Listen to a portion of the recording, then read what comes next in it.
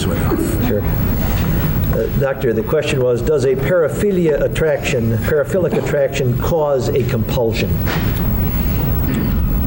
No, it doesn't. And why not? Psychiatrically, a compulsion is a behavior in which an individual feels he or she must engage in order to avoid something bad from happening, often to prevent some disaster from occurring. The individual recognizes that what he or she thinks must be done is senseless, and most importantly, the activity that the person feels compelled to engage in must have no real relationship to what it is they're trying to avoid.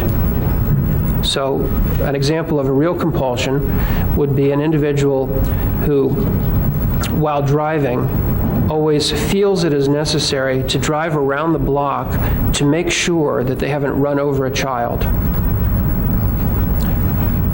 Now, driving around the block doesn't prevent one, realistically, from running over children. In fact, theoretically, the opposite could happen. If you drive around the block long enough, you may hit a child.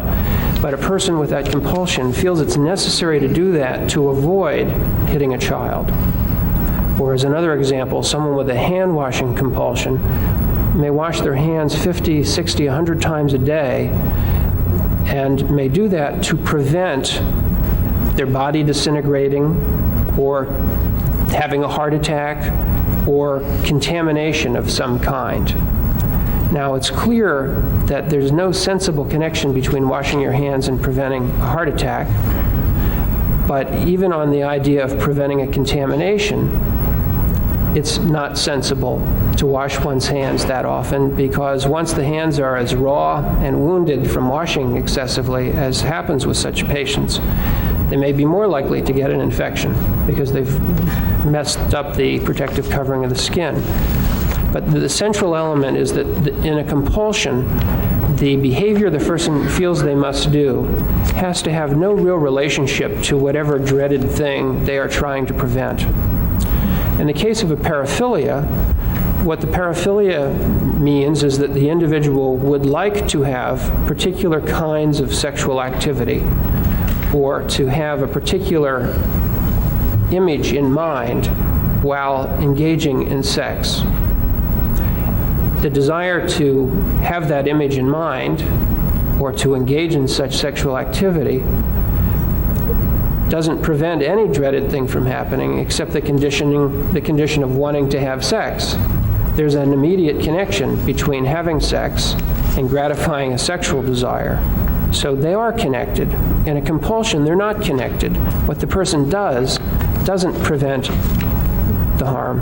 In a paraphilia, masturbating to the fantasy or engaging in the act does relieve the sexual urge that the person feels at the time. So also, to clarify this, DSM-3R makes it plain that paraphilias are not compulsions by definition.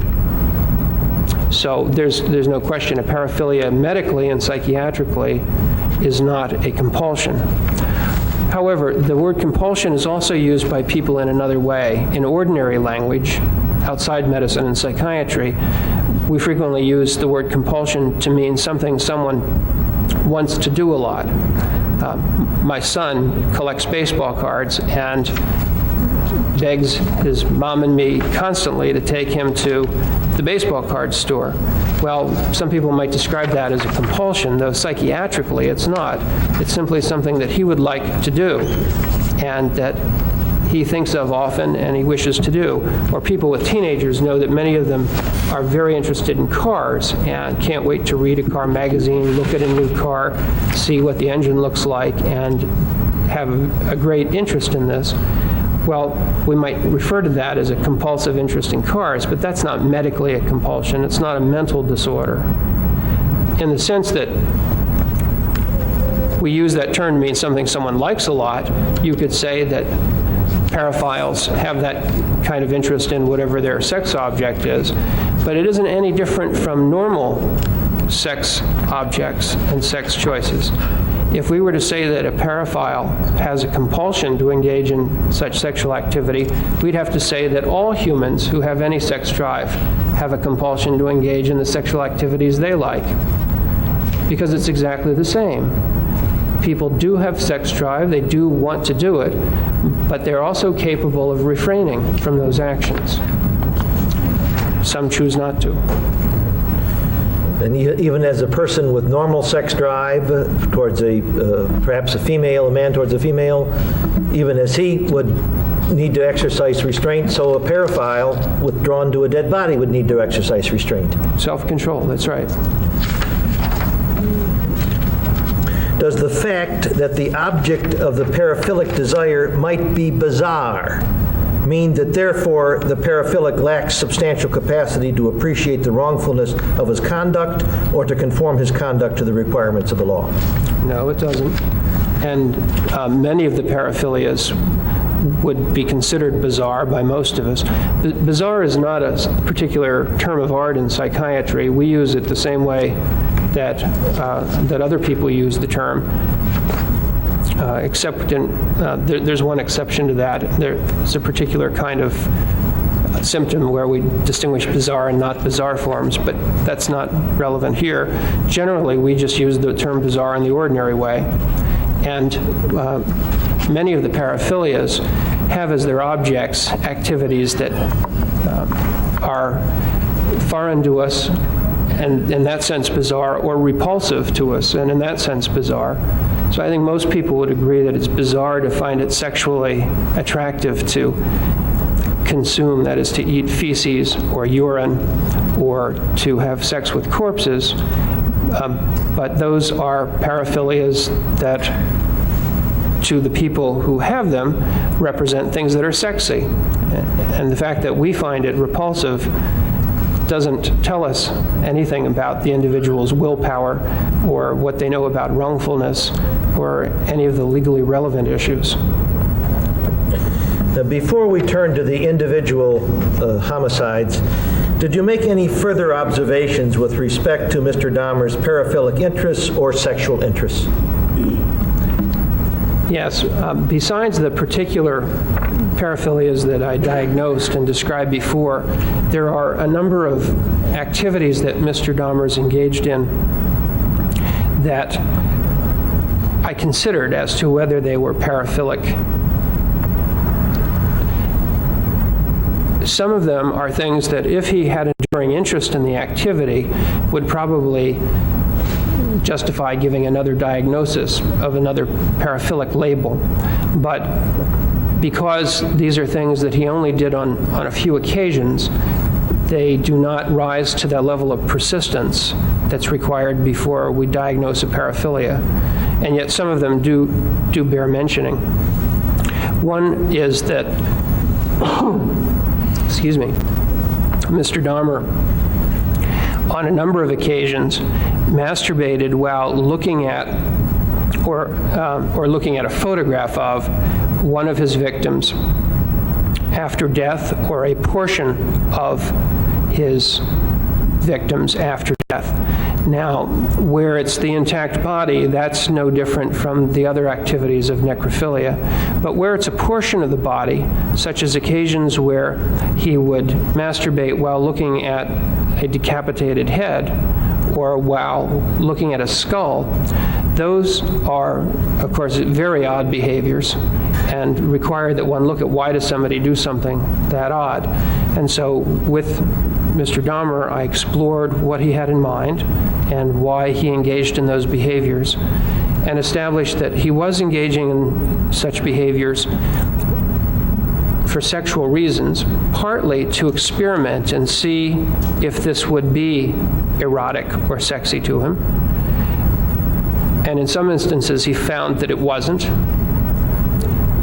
but also partly because he found that some of that facilitated the fantasy of the entire person. So, for example, in one instance in which he used a severed head for that purpose, what he focused his attention on, he explained, was the face and the attractive features of the face to him. while suppressing awareness of the fact that it was a severed head. The fantasy was of the living person to whom the head belonged. That requires a certain focus of concentration to be able to ignore the unattractive part of that while being stimulated by the attractive part. But it's not particularly different from things that normal people do when a sexual partner has some temporary incapacity that makes a part of their body unattractive, and they have to sort of keep that out of mind during the sex act. In other instances, what Mr. Dahmer would do is to use the occasion to fantasize about what he in fact had enjoyed sexually with that victim. And that particularly occurred after he began experimenting with what it would be like to taste the flesh of his victims. And there were several instances in which he would cook a portion of muscle tissue removed from a victim and prepare himself a meal in which that was one of the dishes. And initially, he told me, that was not an erotic or sexual activity. It was something he wanted to try. He wanted to be bold and experiment with something he hadn't done before. And he tried it out and then found that afterwards he could masturbate about that person, picturing the whole person. And after doing this, he also found that it helped him fantasize that he was making that person, whom he had by then killed, in some way a part of him. In that idea of incorporating another person and making him part of oneself is something we see in other cases in which individuals have the fantasy that they'd like to make some other person more a part of them. They want something of that person to belong to them. And this is seen in a wide range of human activities, from collecting the autographs of famous people so that one can have a part of them, or an autographed baseball, to wanting to have one's picture taken with a celebrity. All of these things are a kind of way of making someone else a part of oneself. And of course, in marriage, that's something that healthy couples will sometimes think about, that they join together as a couple and each feels more a part of the other. Of course, they don't do it in this way.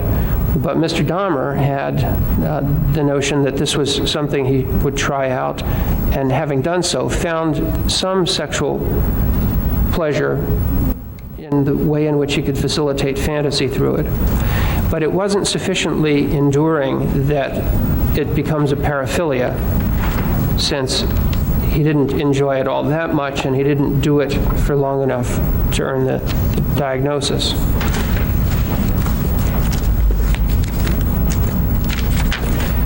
There was one particular time in the interviews during which I just was discussing such things with Mr. Dahmer, and he said several things I think clarify how he saw these particularly unusual activities. One was when I was discussing with him the actual opening up of an individual's abdomen where the insides could be seen, and I was asking him whether he imagined that the person was suffering while he did that, and he said no, he did not imagine their suffering, and was never excited by that idea, but rather he said, quote, "I would thrill to seeing the insides. I never thought of them being alive while it was being done." So he got some thrill out of seeing what was inside the person. Then when I asked him further why he didn't have his way with the victims and take advantage of all the opportunities that were available to them for such things even while they were unconscious. Sorry, I didn't phrase that too well. I asked him why he didn't open up the abdomen and explore the viscera while the person was drugged, since the way in which he was drugging them would have allowed him to do that while the person remained unconscious. why not do it while they're still alive? And he said that that was not what he wanted to do. His words were, quote, "I wanted to sexually enjoy them while they were whole and undamaged." I then asked, were they more appealing that way? And he replied, in other words, yes. But after they were cut, there was some thrill in seeing the insides as well. But I never got any thrill in the actual act of strangling, end quote. I said, that was never an erotic act? And he said, never was, no. I began to ask, it was, and he said, means to an end. I asked, and what end? And he said, quote, to render them completely under my control so that I could take my time with any sexual acts that I desired. And so it's on that basis and all of the other evidence that I say that the killing of the victims was never for Jeffrey Dahmer a paraphilic act. He never had a paraphilia about killing people. He found the killing itself unattractive and unappealing, and he would have preferred to be able to have the living person as his sexual partner over having them dead. The killing, as he described it, was a means to an end rather than a paraphilic end in itself. May we now turn to the individual homicides listed in the charging document, the information. Did you evaluate Jeffrey Dahmer's mental state at the time of the James Dockstader first-degree murder event, that being in January of 1988? Yes, I did. Would you share with the jury your findings with respect to whether Mr. Dahmer appreciated the wrongfulness of his conduct when he killed James Dockstader? Yes. First, I asked Mr. Dahmer whether anyone had seen him go into the residence with Mr. Dockstader. He said no one had, and pointed out that it was late at night, around 1:30 or 2 in the morning, quote, so I figured everyone would be asleep, end quote. In other words, when he took Mr. Dockstader back, he was aware that there were not witnesses to his going in the residence with this man who would become his victim. And that reflects an awareness, an appreciation of wrongfulness in his being conscious of the presence or absence of witnesses. Second, I asked him what steps he took to avoid being caught for what he had done, which in this case, of course, as with the rest, involved having killed Mr. Dockstader. And he said that he always waited until his grandmother went to church before he would dismember the victims whom he had at his grandmother's house, and that he placed newspapers over the windows in the area where he was dismembering them, of course, to see, so that nobody could look in. Both were steps he took to avoid detection during the dismemberment, which of course is after the murders. I mean to say killings. It was after the killing that he had occasion to do the dismemberment and to take those precautions. I asked him directly in this and several other instances, at the time you killed him, James Dockstader, did you appreciate that it was wrong to do that? And he replied that he did. Also in this instance, he used a knife to dismember Mr. Dockstader, and having done so, used a sledgehammer to break up the bones and placed the remains in plastic bags and threw them in the trash. All of that was by way of disposing of evidence, and the need to dispose of evidence indicates an awareness of wrongfulness at the time that he was taking those steps to dispose of the evidence. Also, he told me that after he had killed Mr. Dockstader and before he had dismembered him, he wrapped him up in a sheet and placed him in the fruit cellar which was approximately 7 in the morning. I need to correct myself. He didn't tell me that. He told the police that, according to one of the police reports. That action of wrapping the body in a sheet and placing it in the fruit cellar until his grandmother had gone to church indicates an awareness of the wrongfulness of his conduct. In other words, he didn't leave the body right there for his grandmother to find or invite her down to see it or take the body up to show her because he knew it was wrong. He hid the body.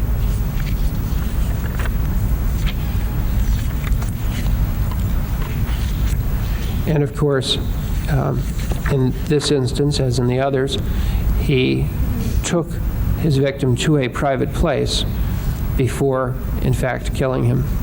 He did not do this in the view of witnesses, and that reflects an awareness of the wrongfulness. Would you share with the jury your evidence, your findings as to whether Jeffrey Dahmer possessed or lacked substantial capacity to conform his conduct to the requirements of the law at the time of the killing of James Dockstader?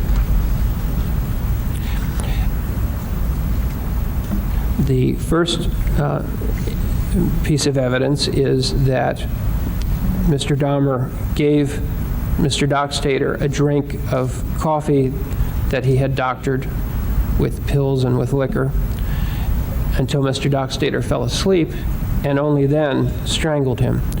That activity, which reflects the planning of having crushed the tablets, the mixing of the drink, waiting until the victim was asleep before killing him, indicates that Mr. Dahmer was not behaving impulsively. He was biding his time with a plan to wait until the moment he regarded as appropriate to kill. And so the killing was not impulsive, but rather a planned and deliberate, more carefully executed act. Secondly,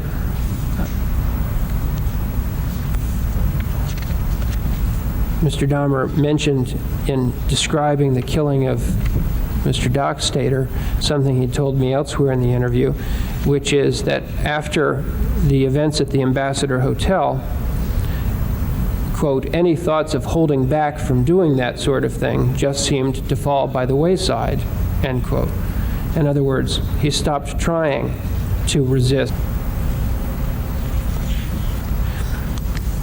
Next, I asked him if he continued to drink with Mr. Dockstader after he already had him back at his grandmother's house with him, and he said that he did. And I asked him why, and he said, quote, because the effects from the beer in the bar were wearing off. I enjoy the feeling, end quote. I asked him if he liked a certain level of intoxication or alcohol, and he said that he did. And I asked, what was that level you liked to keep yourself at? And his answer was, quote, just a level where your inhibitions are lowered, end quote.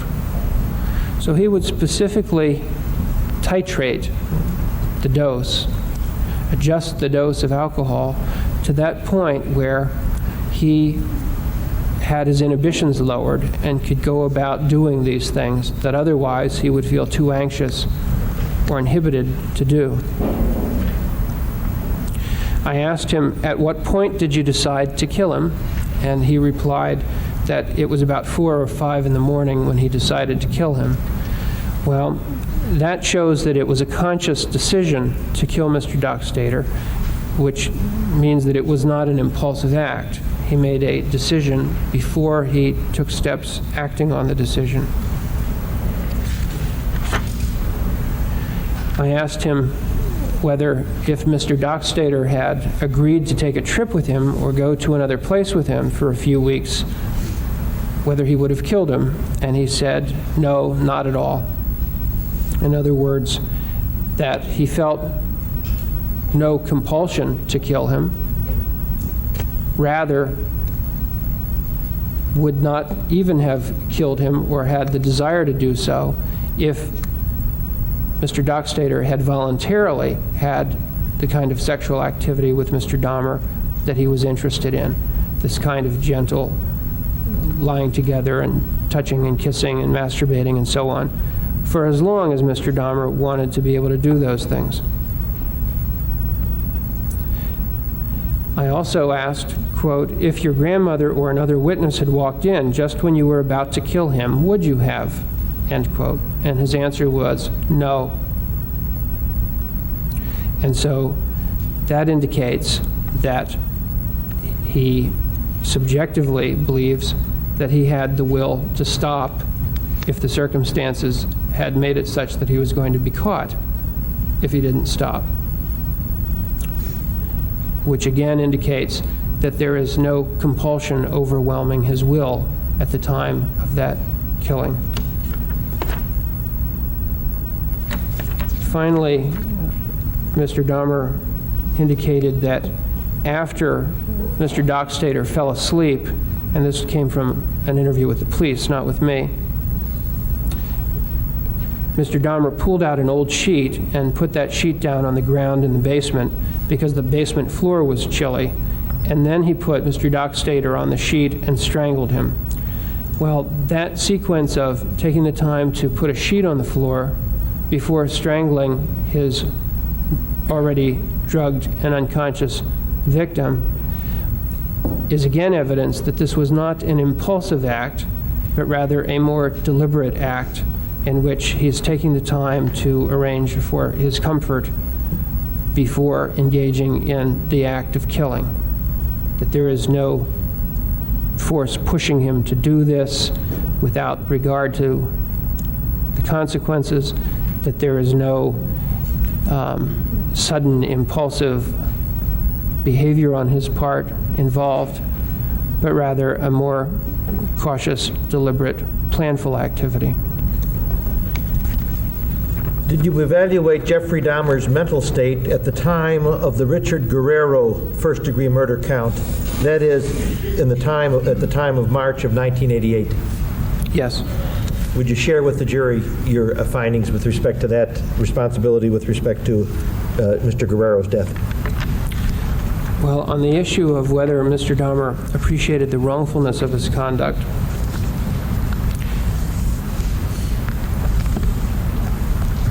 first, Mr. Dahmer took the victim to a private place before he engaged in the charged act of killing him. Taking him to a private place is an indication of knowing that it's not desirable to have witnesses to the kind of activity he was going to engage in, and that reflects an appreciation of the wrongfulness of such activity. He said that he chose Mr. Guerrero in part because he had been alone at the time. He also liked the physical profile, which was important to him. When I asked, how did you choose him, he pointed out that he was alone and he fit the profile. He took a taxi with him, and I asked where he had the taxi drop him off. He said, always on 57th and Lincoln, which is about 2 blocks from my house. I said, why there? And he said, so there would be the taxi driver wouldn't be able to tell where we were getting off, end quote. That's an indication of his appreciation of the wrongfulness of his conduct, that he didn't want the taxi driver to be able to identify where he and this victim were going. I asked at what point he decided to dismember him, and he answered that was done the following morning. I asked why, and he said it was just too risky to keep the body in the house as long as I kept Dockstader, whom he had kept for a longer period. That's how I felt, so I did it quickly then, end quote. This indicates his appreciation of the risk of being caught with evidence of that kind, which shows his appreciation of the wrongfulness of his conduct. I asked what steps he had taken to avoid being caught, and he answered, same as Dockstader, same scenario. namely the dismemberment and disposal of the body in a way that would not be traceable back to him. I asked him directly here, at the time you killed him, did you appreciate that that was wrong? And he answered that he did. Here, too, he told me that he cut the parts of the body into pieces and smashed the bones apart while his grandmother was at church. So he waited until there was a time when he would not be caught doing it, again showing that he appreciated the wrongfulness of his conduct. Would you share with the jury your findings as to whether Jeffrey Dahmer possessed or lacked substantial capacity to conform his conduct to the requirements of the law at the time of the first-degree murder of Richard Guerrero? I asked Mr. Dahmer whether he'd been drinking before he went out that night, and he said that he had been, which he told me elsewhere was one of the ways he overcame the inhibitions against meeting people. More importantly, I asked if he continued drinking after they were together, and he said yes, that he continued drinking Irish cream. I asked him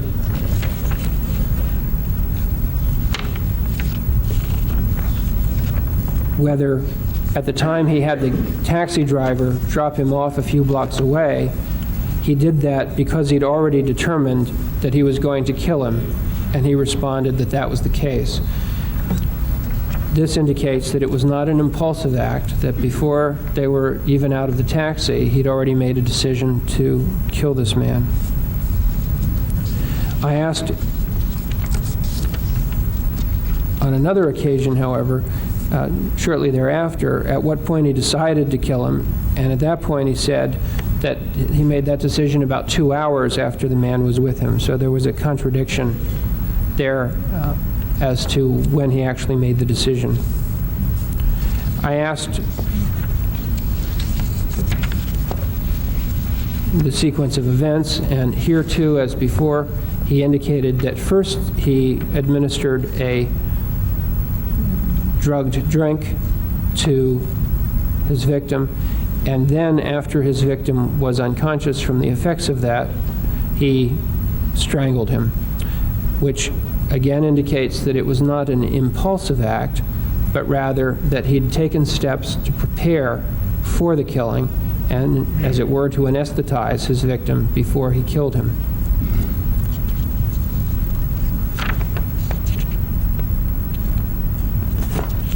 I asked him whether if Mr. Guerrero had agreed to stay with him or go someplace with him, he would have killed him, and he said no, he would not have killed him then. That too indicates that his behavior was such that he had the capacity to conform his conduct, because through that answer he's saying that had the victim consented to be his sexual partner, he would not have killed him. I asked if his grandmother had walked in the room or some other witness at the time he was killing him, whether he would have done so, and his response was no, which indicates that subjectively Mr. Dahmer had the view that he was in control of his conduct such that he could have stopped if he were being discovered in the act of strangling someone.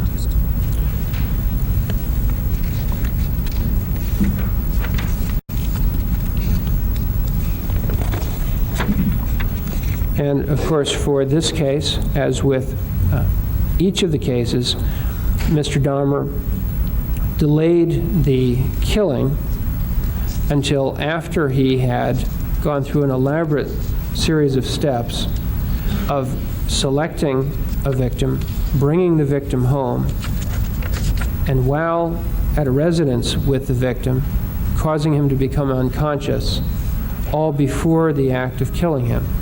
All of which goes to show that this was not an impulsive act, but rather a complex series of planned events that he's executed.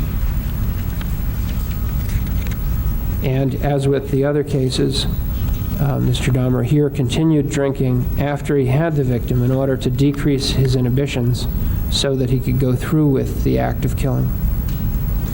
I've asked you your findings with respect to those two first slayings, and you've elicited to the jury your findings in both the issue of wrongfulness and the issue of conformity.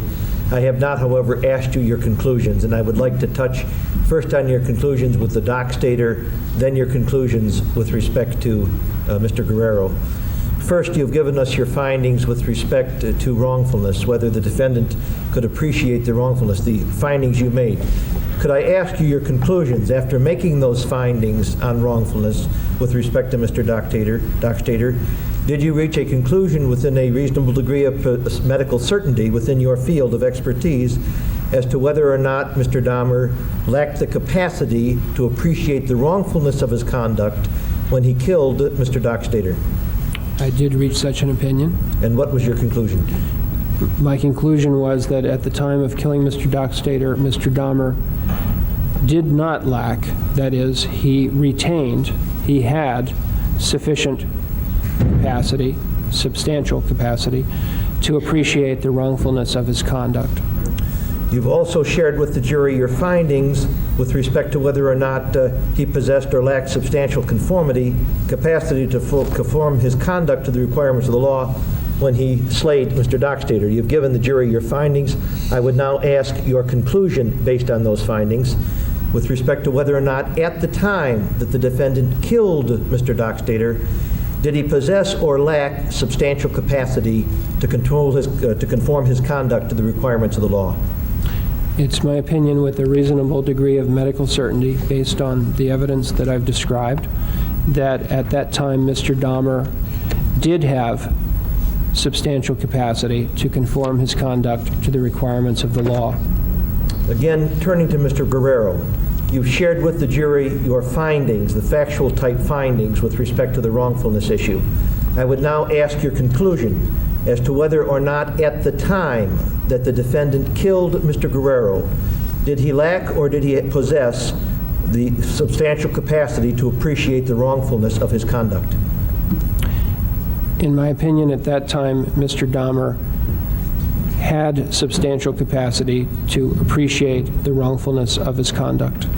You've also shared with the jury your findings with respect to whether or not at the time the defendant killed Mr. Guerrero, your findings that whether or not at that time he possessed or lacked substantial capacity to conform his conduct to the requirements of law. Can you tell us what your conclusions were with respect to that issue to a reasonable degree of medical certainty? Yes, based on the evidence that I've described, it's my opinion with a reasonable degree of medical certainty that at the time of killing Mr. Guerrero, Mr. Dahmer had substantial capacity to conform his conduct to the requirements of the law. I would then ask you to turn to the third count in the slaying, in the information. Did you evaluate Jeffrey Dahmer's mental state at the time that he committed first-degree intentional homicide against Anthony Sears, that being on or about March 26, 1989? Yes, I did. Would you share with the jury your findings with respect to whether or not Mr. Dahmer appreciated the wrongfulness of his conduct when he killed Anthony Sears?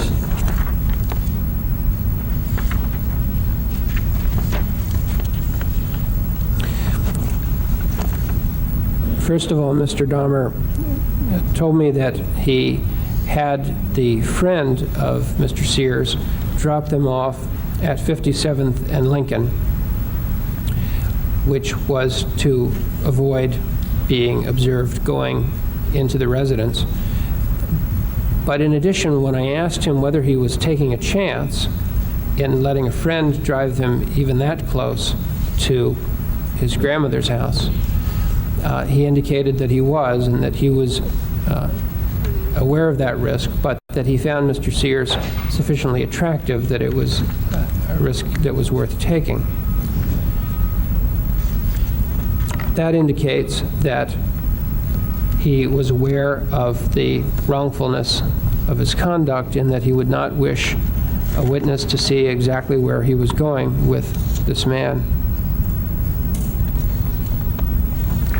I asked him directly whether at the time he killed Mr. Sears, he appreciated that it was wrong to do so, and he said yes, and at that point added, it'll be the same answers for all of them.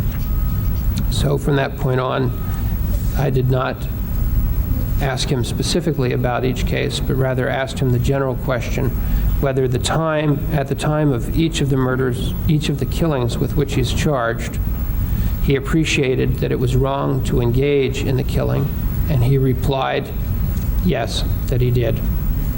Likewise, I asked him whether at the time of each of these killings for which he's charged, if the victim had agreed to voluntarily remain with him, would he have killed him? And he said, no, he wouldn't have. And I asked him whether at the time of each of these killings with which he's charged, if a witness had walked in as he was doing the killing, whether he would have refrained from killing. And he indicated that he would have. With respect specifically to Mr. Sears, he told me that he had done the dismembering when the house was empty, as with the other two, that is, waiting until his grandmother would not be present before he engaged in those tasks. He told me that on this occasion he called a taxidermist and said that he wanted to preserve a rabbit head and asked what the taxidermist would recommend for that. While the fact that he said that it was a rabbit head that he wanted to preserve is an indication that he would have known it was wrong to say that he had human body parts that he wanted to preserve, so he made up a ruse to prevent revealing the real task for which he wanted a preservative. In this instance, Mr. Dahmer did in fact preserve the head of Mr. Sears in a Samsonite cosmetic case, which he kept in his locker at the chocolate company. And it was important to him to be able to preserve it intact. I asked him whether he thought at the time that it was risky to keep a severed head in his locker at work, and he said that it was, though there was one occasion on which he did take it out to look at it. He kept it otherwise in a locked case, and that and his awareness that it was risky is further evidence of his appreciation of wrongfulness.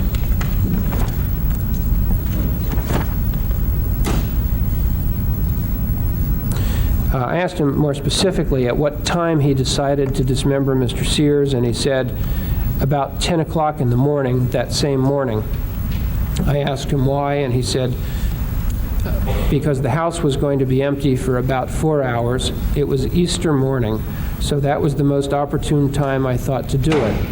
If I could have kept him longer, then I would have, all of him, but I couldn't. His decision to engage in dismemberment at a time when his grandmother would be away for a substantial period of time is further evidence of his appreciation of the wrongfulness of his conduct. I asked what steps he took to avoid being caught, and he told me the same as with the others, which indicates that he appreciated the wrongfulness and was trying to avoid being caught.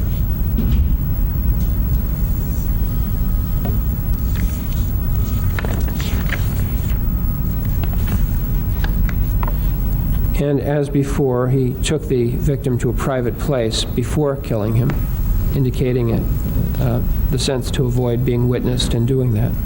As a result of those findings and your other observations and what you had learned, did you form an opinion to a reasonable degree of medical certainty as to whether or not the defendant at the time he slayed Mr. Anthony Sears appreciated the wrongfulness of his conduct? Yes, I did. And what opinion was that? That he did appreciate the wrongfulness of his conduct. Did he have the substantial capacity to appreciate that wrongfulness? Yes. Would you share with the jury your findings with respect to whether or not Jeffrey Dahmer possessed or lacked substantial capacity to conform his conduct to the requirements of the law at the time that he slayed Anthony Sears, that is, in March of 1989, on or about March 26, 1989. First of all, Mr. Dahmer did not, immediately strangle Mr. Sears upon seeing his attractive physique, but rather engaged in the usual elaborate series of behaviors to bring him to his home, to have him alone by himself, to drug him before strangling him, all of which indicates the ability to delay whatever gratification he might be seeking, and that this is not an impulsive act, but rather a planned, deliberate act. Once at the home, he did make the drink for him and strangled him.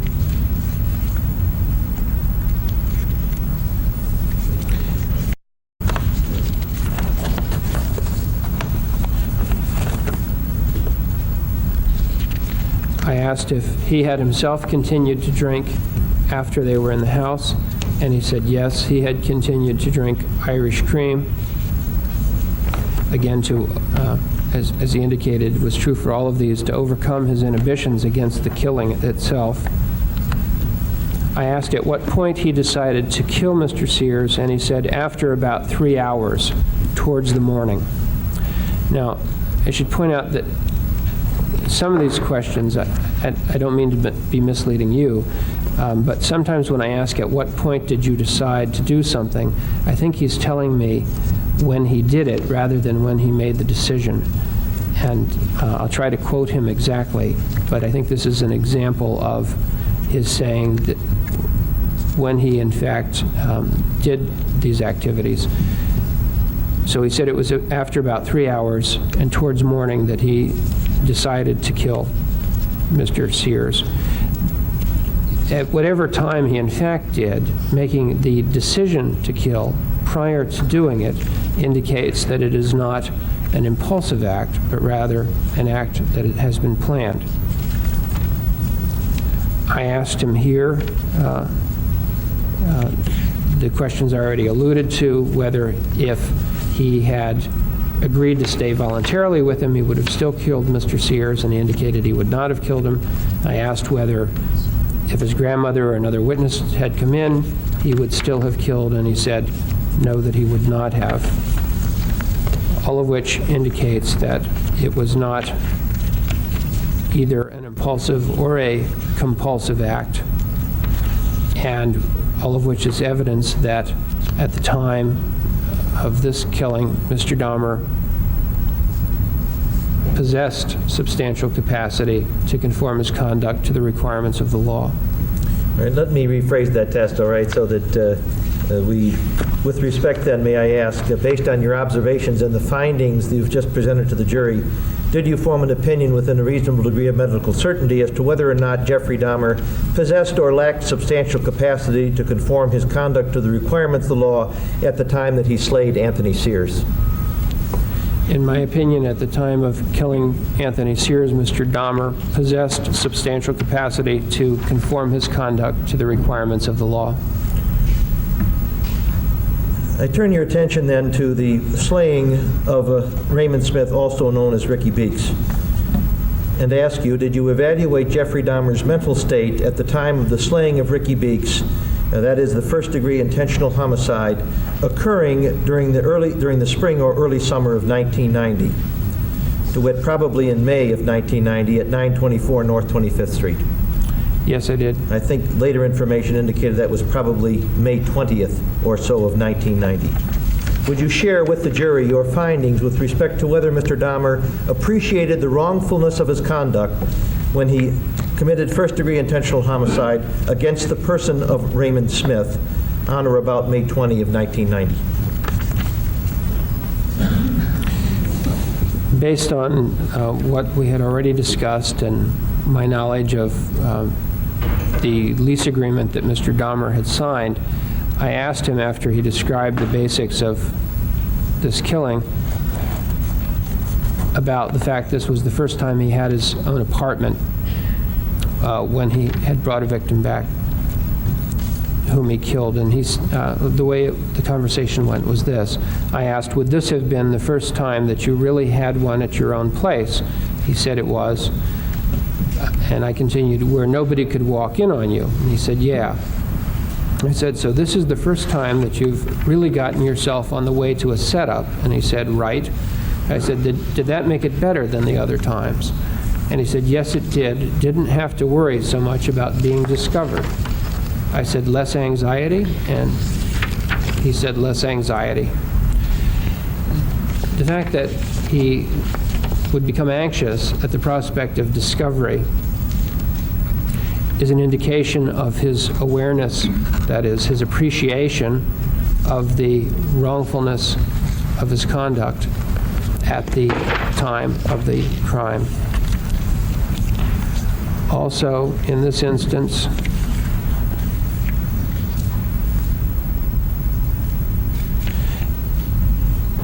when describing how he disposed of evidence of the crime, which is itself an indication of his appreciation of the wrongfulness, he specifically pointed out that here he couldn't smash up the skeleton. He said, I couldn't do that in the apartment,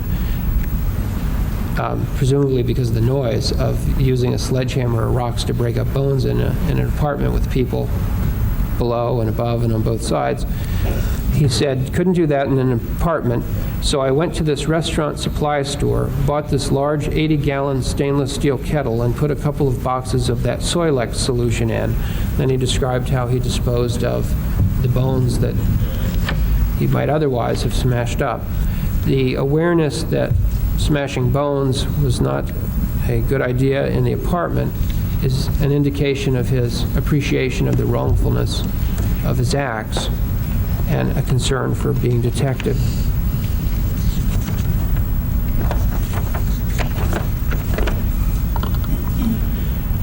In addition, Mr. Dahmer, in this instance, as with the others, conducted the actions with which he's charged, the killing, only when alone and not in the presence of witnesses,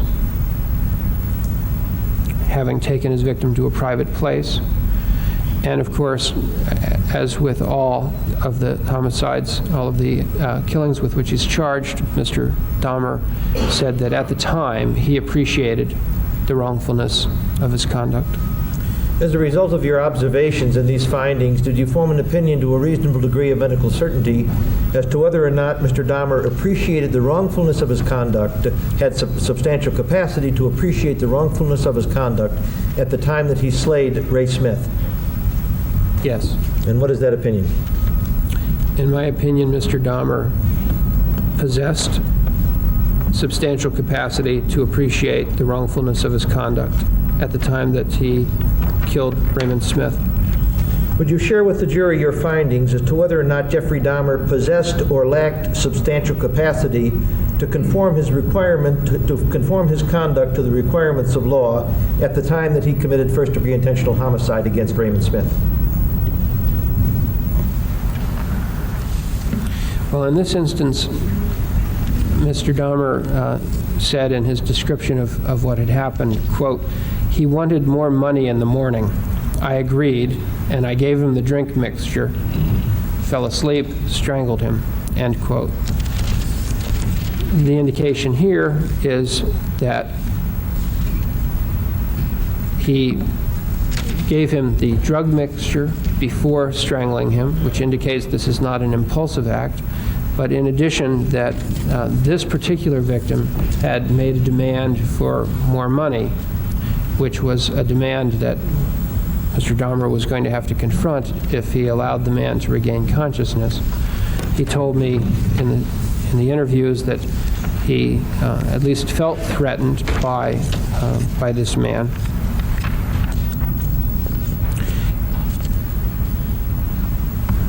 I asked him what he thought was going to happen when he went home with this man, whom he said was not gay and was really only after money. And he said, I found him very attractive, so I just used the techniques that I've been using up until that point, drug him, strangle him, end quote. I asked, did you figure before you even left the bar that's what you were going to do? And he said it was, indicating that before he even left the bar with Raymond Smith, he had thought that he would kill the man, which indicates that this is not an impulsive action, rather a planned, deliberate activity. During the same conversation, when I was pointing out that it was the first time he'd done this at his own apartment, and he'd said it was less anxious about people coming in, I asked whether it was more leisurely under these circumstances, and he agreed that it was more leisurely, which again is an indication that this is not someone driven by compulsion or someone who is acting impulsively, but rather someone who is going about what gives him pleasure at a now leisurely pace without so much fear of someone else coming in.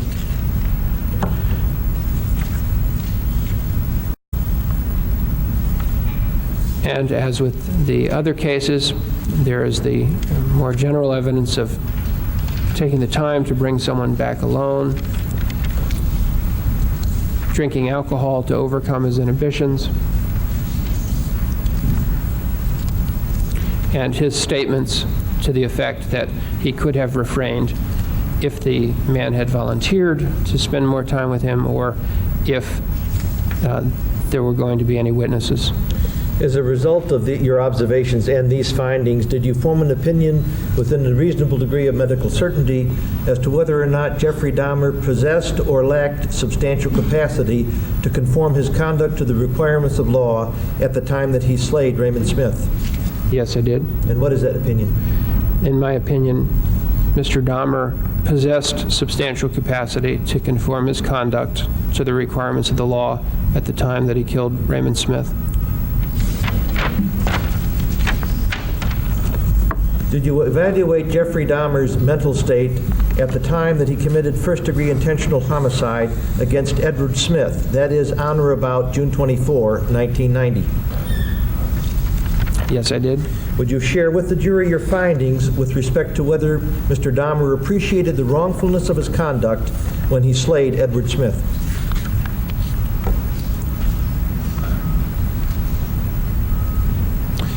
Mr. Dahmer indicated during my interviews with him that he had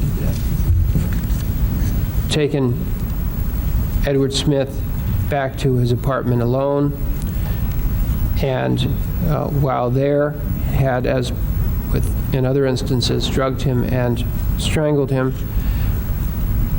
The evidence that he appreciated the wrongfulness includes his going alone to a private place before doing this, his disposing of evidence of the crime. In this case, he said he threw the flesh out in the trash. The care with which he dried bones from Edward Smith, having laid them out on a sheet of plastic, he told me.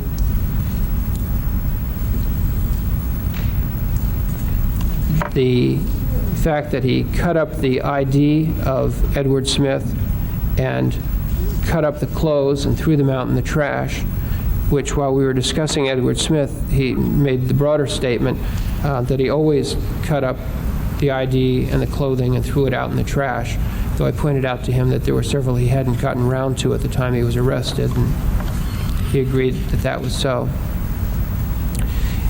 In addition to these,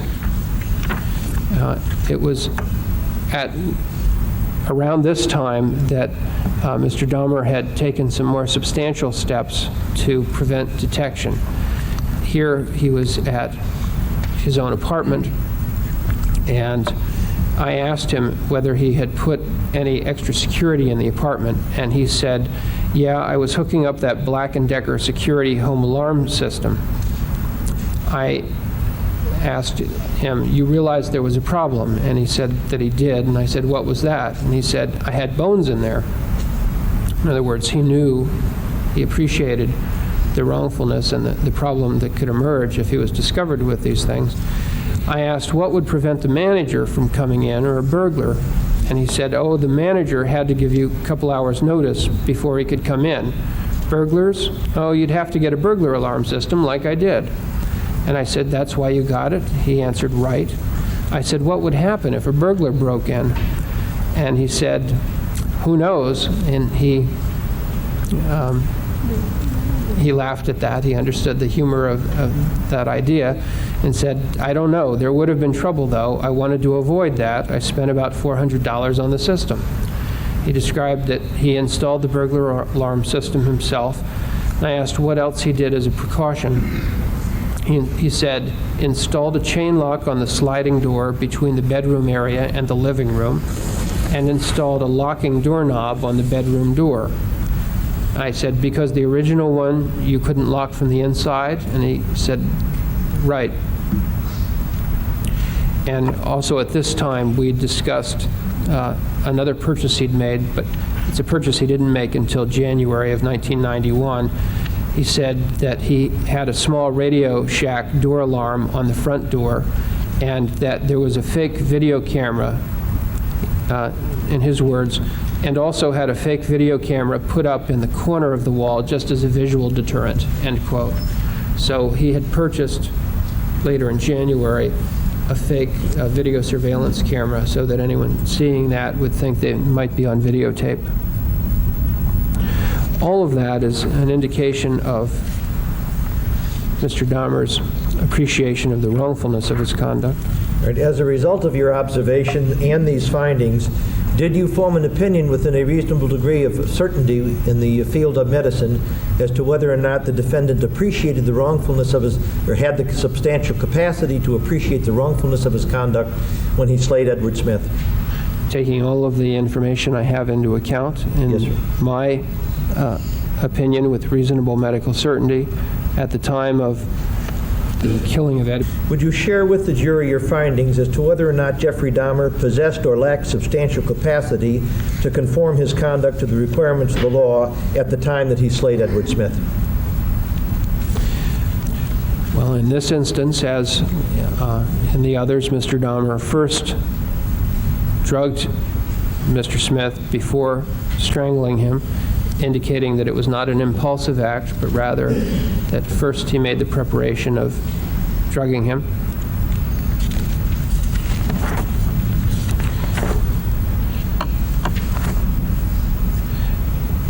Secondly, he was, as in the other instances, waiting for a time and place of his choosing before engaging in the actions with which he's charged. Thirdly, Mr. Dahmer's own statements regarding the fact that he would have refrained from doing this had there been witnesses. Fourthly, Mr. Dahmer's statements that he would have refrained from doing this had the victim voluntarily stayed with him. And lastly, Mr. Dahmer's stating that he drank to overcome the inhibitions against killing at the time of each of these 15 charged killings. As a result of your observations and these findings, did you form an opinion within a reasonable degree of medical certainty as to whether or not Jeffrey Dahmer possessed or lacked substantial capacity to conform his conduct to the requirements of law at the time he slayed Edward Smith? Yes, I did. And what are those conclusions? In my opinion, Mr. Dahmer possessed substantial capacity to conform his conduct to the requirements of the law at the time of killing Edward Smith. Did you evaluate Jeffrey Dahmer's mental state at the time that he slayed Ernest Miller, that is first-degree intentional homicide, on or about September 3, 1990? Yes, I did. Would you share with the jury your findings with respect to whether Mr. Dahmer appreciated the wrongfulness of his conduct when he killed Ernest Miller? Yes.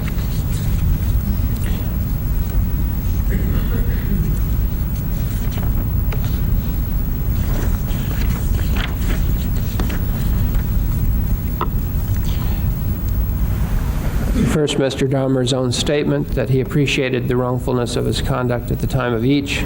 of the killings.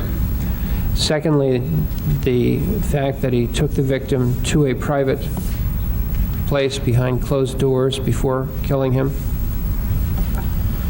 And thirdly, the efforts he made to avoid detection, which in this instance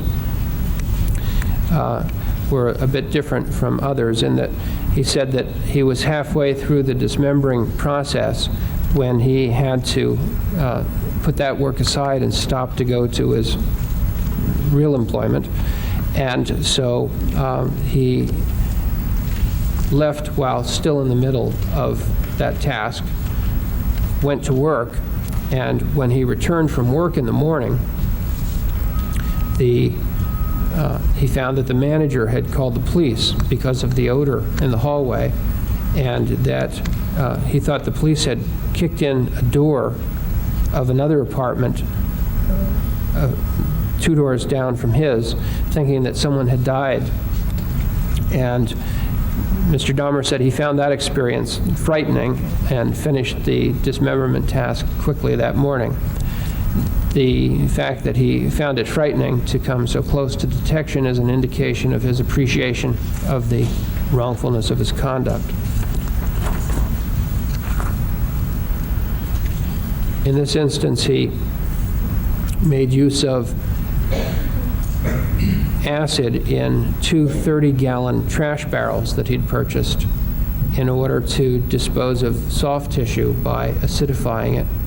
And he said that he had placed muriatic acid in the barrels along with the tissue and left the materials in there for 2 weeks and then flushed the remains from that process down the toilet. The steps he took to dispose of the remains are an indication of his appreciation of the wrongfulness of his conduct. As a result of your observations and these findings, did you form an opinion to a reasonable degree of medical certainty as to whether or not Mr. Dahmer appreciated the wrongfulness of his conduct or had substantial capacity to appreciate the wrongfulness of his conduct when he killed Ernest Miller? Yes. And what is that opinion? On the basis of all of the evidence I've reviewed, it's my opinion that at the time that he killed Ernest Miller, Mr. Dahmer possessed substantial capacity to appreciate the wrongfulness of his conduct. Would you share with the jury your findings as to whether Jeffrey Dahmer possessed or lacked substantial capacity to conform his conduct to the requirements of the law at the time that he slayed Ernest Miller? Well, in this instance, Mr. Dahmer said that he had only a few pills left, and so after having initially drugged his victim, was not going to be able to keep him unconscious for as long as he had with the others. Ordinarily, he would enjoy them sexually while they were unconscious and drugged before he would strangle them. But in this instance, he had to move more quickly because of the limited dose of medication he had available.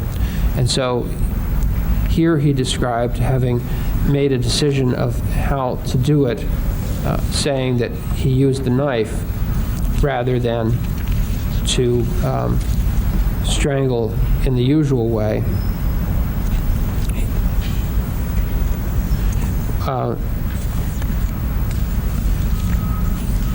In a police report, Mr. Dahmer was quoted as saying that the potion that he had given of sleeping, of alcohol and drugs was beginning to wear off, and that the individual was rather strong and muscular, and Mr. Dahmer did not feel that he'd be able to strangle him successfully without the victim putting up a fight. And so to avoid having that happen, he stabbed him once in a vital region in order to kill the man. So here, unlike the other instances, there's a decision to choose a particular method of killing to fit a change of circumstance. And that choice of a different method to fit the circumstance of the victims being strong and not sufficiently unconscious is an indication that Mr. Dahmer is behaving in a planful way rather than behaving impulsively without consideration to what's happening.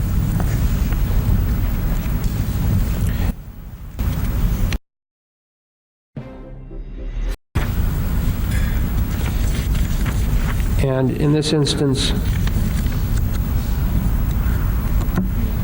I had a discussion in some detail with Mr. Dahmer about the means of disposing of the remains that he had acidified.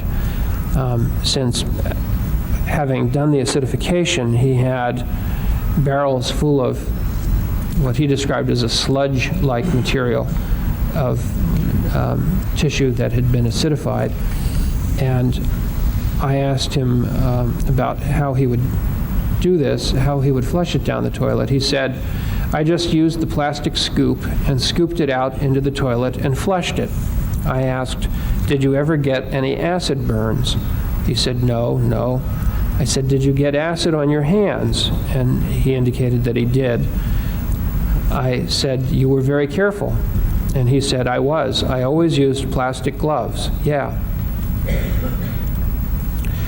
I then asked, the way you do it with the toilet is put in a certain amount and then flush it, or it flushed automatically? And he said, put in a certain amount and flush. After about, it was one of these small plastic round trash barrels. They sit on the floor. I'd scoop it in. After about 5 scoops, I'd flush it. Repeat it until all of it was gone. Those statements indicating the care with which he engaged in even this stage of the procedure, wearing plastic gloves, using a scoop, and flushing the toilet periodically without it overflowing or without causing a plumbing incident, is an indication that his behavior is, in contrast to someone whose behavior might be more unregulated and wild and uncontrolled, this is cautious, planned, carefully thought out behavior.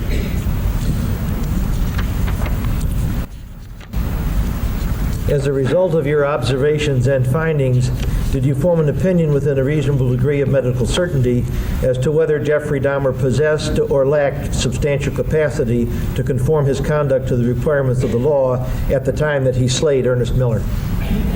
Yes, I did. And what is that opinion? In my opinion, at the time of killing Ernest Miller, Mr. Dahmer possessed substantial capacity to conform his conduct to the requirements of the law.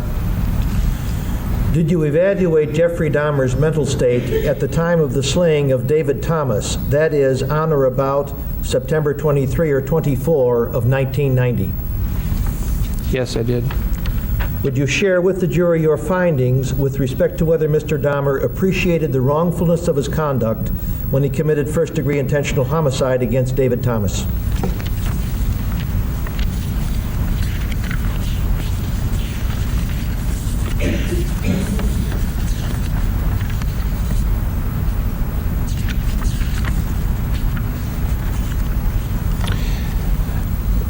First, there is Mr. Dahmer's statement that at the time of each of the killings, he appreciated the wrongfulness of his conduct. Secondly, there is the fact that he took Mr. Thomas to a private place where witnesses would not be present. And thirdly, there's the evidence of his taking steps to avoid detection by way of dismembering the body and acidifying the flesh, which he again described to me. As a result of these observations and findings, did you form an opinion within a reasonable degree of medical certainty as to whether Mr. Dahmer appreciated the wrongfulness of his conduct when he killed David Thomas? Based on those facts and all of the other evidence available to me, I formed the opinion with reasonable medical certainty that at the time of killing David Thomas, Mr. Dahmer possessed substantial capacity to appreciate the wrongfulness of his conduct. Would you share with the jury your findings as to whether Jeffrey Dahmer possessed or lacked substantial capacity to conform his conduct to the requirements of the law at the time that he slayed David Thomas?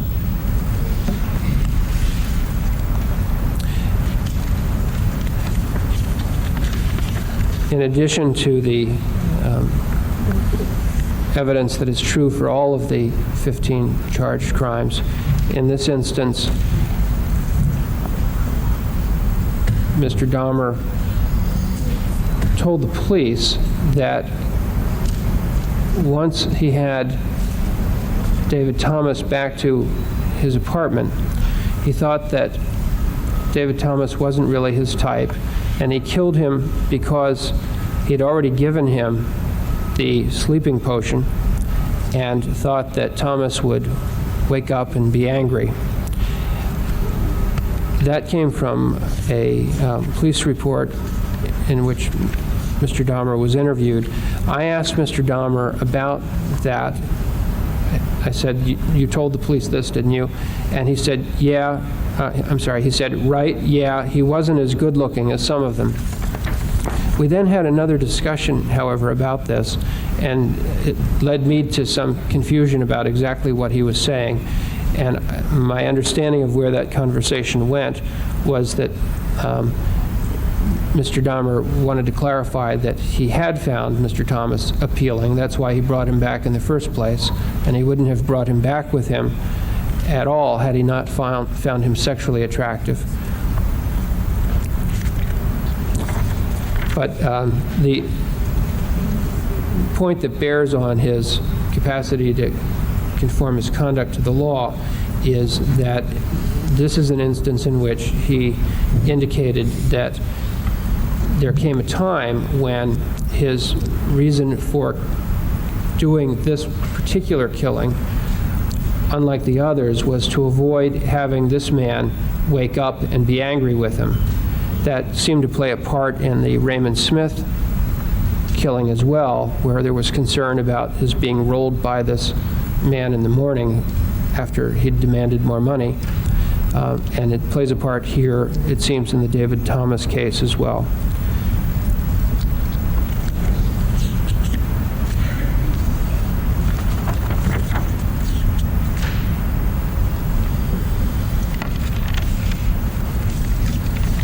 Also, it was on this occasion in that discussion of whether he found David Thomas attractive that I asked Mr. Dahmer whether there had not been times that the alcohol wore off and he found men less attractive than they had seemed to him when he had initially brought them home. And he indicated that that had occurred a few times and that those men had left, and that there were a couple who had left his grandmother's house after he let his alcohol level lower to the point that he no longer found the men as attractive.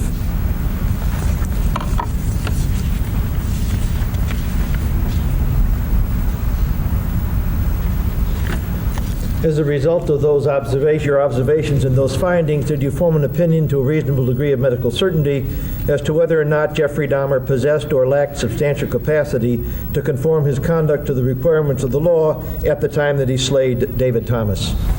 Based upon all the evidence that I've had occasion to consider, I formed the opinion that at the time of killing David Thomas, Mr. Dahmer possessed substantial capacity to conform his conduct to the requirements of the law.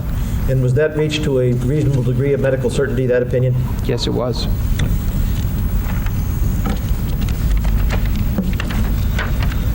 Did you evaluate Jeffrey Dahmer's mental state? Mr. McCann, I think we're about to move to a different We are. victim, and I think this would be a good time to take a recess.